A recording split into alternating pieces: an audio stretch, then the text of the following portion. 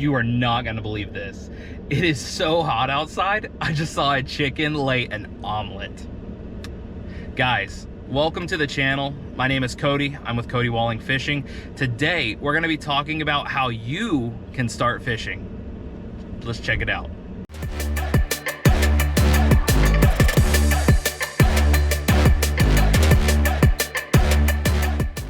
Guys, thank y'all so much for stopping into the channel today to hear what I have to say about how you can get started in fishing. Fishing is something that has helped me tremendously. So what I'm working on right now is a series that shows you why you should start fishing. We'll show that video somewhere over here. But also how you can start fishing. And that's what this video is going to be geared to. And as this series progresses, we're going to be bringing in more concepts like specific types of fishing rigs, rods, reels, lures you can use, techniques you can use, and various things to help you get out on the water and successfully fish. But before we do that, I want to invite you guys, please like, comment, and subscribe. That helps tremendously. It boosts the algorithm so these videos can reach more people and I can help more people learn to fish. If you've got someone in your life that you think might benefit from fishing or just might enjoy fishing, please share the content. I would appreciate all the help you guys can give, and really the way this grows is through you guys. So I appreciate the help, but let's get into it. So the first thing you need to do if you want to start fishing, and all of this is going to revolve around research, but the number one thing you need to do is to get your fishing license. And this is going to be a little bit of research on your part because my laws and everything that apply to me personally down here in Florida are going to be different from the laws from whatever state you're watching in or whatever country you're watching in. So you'll definitely want to get online, look up your fish and game governing bodies for your specific state and see what they require for you to be able to get out on the water fishing.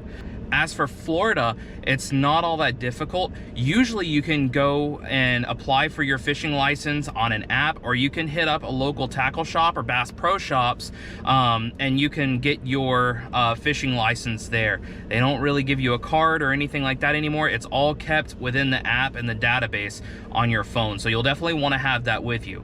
But again, make sure you look up the rules and regulations of your specific state and governing body. But the number one thing you want to make sure before you start fishing is that you have your license.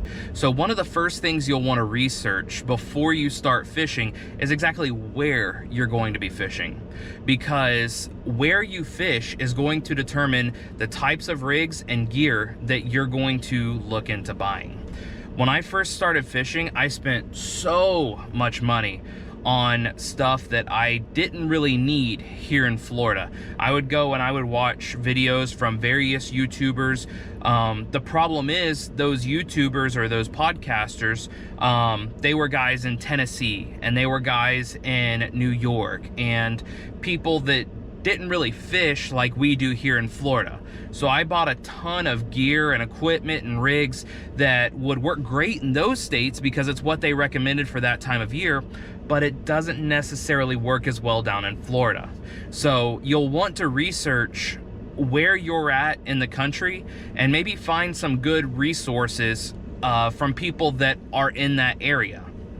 But for here in Florida, Texas rigs. That's pretty much all you need. Medium heavy rod and Texas rigs will be perfect to get you started. But you'll want to do that research to make sure you are properly equipped when you hit the water. So for the third thing that you'll want to research prior to fishing is the type of techniques that are available. And when you try and get into this, guys, it's going to be overwhelming. I think I spent my first 6 months to a year completely overwhelmed in various techniques and trying to use this technique or that technique to catch more bass. And it kind of plays into our previous point of wanting to see where you're fishing, because different techniques excel at different parts of the country. But also different techniques are going to be more successful at different points in the year. So you'll want to research techniques, and this can keep you busy for a long time. But what I want to help you avoid is the mistake that I made when I first started fishing. So in Florida, in the winter, I went out and I got a frog rod, which isn't bad. I mean, you can throw a frog almost all year in Florida. And I had a Texas rig rod, and then I had another medium heavy rod, and I take off to go bank fishing. I scouted out an area, it was about an hour away, and I go down there to bank fish, and it's great. I'm throwing a Texas rig, I'm throwing a frog, which may or may not work that time of the year. But my other option, I was throwing a Carolina rig from the bank in the winter. I didn't see anything wrong with that, but at the time, but as my knowledge has grown and it's expanded, I understand that the Carolina rig is now more of a hard bottom, deep water, summertime technique.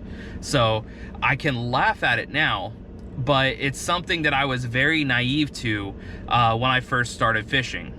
So what I want to recommend for you guys, because you can very easily get lost in the sauce of how many different rigs and techniques are out there in the world. If you're brand new to fishing, I want to encourage you, stick to these two rigs to start. Stick to a weedless Texas rig and stick to a wacky rig. Those two rigs will get you far in bass fishing. If you can get really good with a Texas rig, you can do almost anything with that rig. You can swim it, you can drag it, you can hop it, you can pull it through grass, you can drag it over shell. It's very versatile and very beginner friendly. And then the wacky rig will help you out on the hardest of days. Those days when you just feel like you can't get bit, the wacky rig is going to perform for you. I'll give you two quick stories about a wacky rig. When I first started fishing, I was bank fishing at a small lake, and there was probably a 100 to 200 yard section of bank that you were able to fish close to the boat ramp. And I'm there for an hour. I'm throwing, and I'm trying a frog, and I'm throwing mainly a Texas rig, and I could not get bit. Well, this guy walks up. He's got a spinning rod with a wacky rig on it, and we're chatting. He's there, we're both throwing around. He's there maybe 15 minutes, and he's standing maybe 20 feet from me, and he starts pulling fish out of the water with that wacky rig. And then this past Saturday, I was out in a tournament, and for the better part of 2 hours of the morning, I'm throwing. I tried frog, I tried buzzbait, tried Texas rig, tried everything that I could think of to get bit on, and got no bites. I pull out my wacky rig, and I start getting bites. And it wasn't like an every cast situation, because it was a very tough day of fishing. But that wacky rig enabled me to put 5 fish in the boat, and I had my limit for the tournament. So I can't speak highly enough of the wacky rig. But again, if you're just getting started in fishing, don't get lost in the sauce. Stick to a Texas rig and a wacky rig, and you'll be fine for quite some time and be able to get some fish either in your hands or in your boat. So the fourth thing that you guys should look into prior to fishing is a good tackle shop. And a good tackle shop is going to make a world of difference for you. And I don't want to knock any certain entity, but sometimes when you walk into these larger corporate tackle shops, you are kind of hit and miss with the help that you're going to get there. But I find when you find that local tackle shop that is really well stocked and has a staff of knowledgeable people that are customer service oriented, that is going to help you tremendously in your fishing journey. So I'm going to talk about my tackle shop that I found and that I use regularly, which is Lakeland Fishing Outfitters. These guys started in the Lakeland area shortly after I started working in the Lakeland area. And so it was kind of a troublesome thing because they're on my way home from work. So when I was like learning fishing and getting these different concepts and things like that, I think I spent probably 2 or 3 nights a week in this tackle shop after work. And there was a young guy that works there. His name's BJ. And BJ was incredible, man. He's still there, and he's still incredible. I'm trying these different like concepts, and I'm going and looking at all these different ideas and things and try to catch fish. And again, I was lost the sauce of the technique, but BJ kind of helped me look at different rigs that would work. And he's like, hey, I'm killing them on this. And so it's because of BJ that I actually went out and caught my first fish. I tried for months with Texas rigs and things like that, and looking back, I probably just wasn't fishing slow enough. But I get out on the water, and one of the first fish I catch after speaking with BJ is a small bass, but it was on a shaky head that BJ had recommended to me. And I think it was even on a plastic that he had given to me. But I say all of that to say this, that it's very important for you to be able to find that knowledgeable tackle shop that can help you out in your elementary phases of fishing. Because when you find a tackle shop of guys who care about fishing and want to see fishing grow, they will be a great instrument to help you learn new techniques, to give you good product recommendations, and to be able to put you in the right places. So I'm super grateful to the guys at Lakeland Fishing Outfitters, and it's become a relationship that they help me with my fishing now, but they helped me a ton when I was first getting started in fishing, from figuring out different rigs and the ones that are kind of produced down here in Florida, but also different gear recommendations. And it's nice to be able to go and put your hands on stuff prior to pulling the trigger versus buying online and you may or may not know what exactly you're getting. And just a quick aside, another tackle shop that I would really recommend, follow them on Instagram, but that is Tackle Shack out in Houston, Texas. They have a great inventory, and I've had great experiences talking to them online as well, and it's super duper cool to see all the mail calls and everything like that they're doing on Instagram. So another tackle shop in a different area of the country, but again, they'd be a great asset to anyone in that market that's looking for a tackle shop that can both provide their needs for gear, but also to help them learn. And then finally, guys, the last thing you need to do and need to remember for the entirety of your fishing journey: have fun.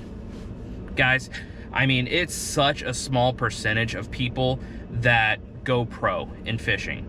And I kind of got so wrapped up in that for a few months that it kind of like threw my joy off. And it's getting to the point now where I'm settling in and just enjoying the journey. Fishing is something that I got into to clear my headspace. It's something that kind of brought me peace. It got me outside, and it got me interacting with nature, which is, I mean, mentally healthy. We talked about that in our previous video. But also, fishing is something that helped me connect with my late grandpa. That was our thing. We would go out on Saturday mornings when I didn't have anything to do, and we would bass fish. And so getting back into bass fishing was part of me trying to keep his memory and our memories together alive. So don't let all the craziness and the going pro and the this and the that and impress this guy and that YouTuber and this Instagrammer and all that, don't worry about that. Just go out, have fun, and catch some fish. I mean, and do it with the people you love. Make those memories, because we go out and we fish for that exact reason. I feel like if you're fishing for money, or you're fishing for clout, or if you're fishing for any other reason other to enjoy your life and enjoy the experience of fishing, you're doing it for the wrong reason. So make sure that you guys just have fun with it. I mean, do it to relax yourself. Do it to enjoy yourself.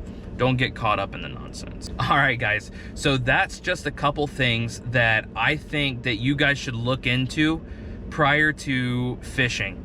And remember, it's get your license, research where and what you're going to be fishing, research a couple techniques. But remember, I recommend the Texas rig and the wacky rig.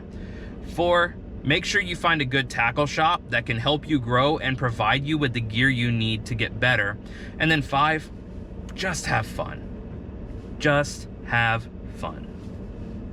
Guys, if y'all are still here at this point in the video, I want to thank y'all for taking your time out to hear what I have to say on this topic. Again, I hope that I can encourage you guys to get into fishing. It's been such a tremendous journey for me. It's helped me so much mentally, and probably physically in some aspects as well. But I want to share my love of fishing and the benefits that it's given me with the world, and this is the best way I can think of doing it. So if y'all are still here, please like, comment, subscribe, and definitely share this video with your friends or someone that you may think would benefit from it. If you've got someone in your life you know is struggling mentally, maybe encourage them to go pick up a rod and reel. It may be just what they need to help them out of a rut. But if there's anything y'all ever need, if y'all ever need to talk, feel free to reach out to me. I will help as much as I possibly can. If y'all have questions about bass fishing, hit me up. I'll help, again, as much as I can. And if I don't know, I'll try and research it or find somebody who does know and put you in contact with them. Thank y'all so much for listening. I hope you guys have a fantastic day, and we'll catch you on the next one.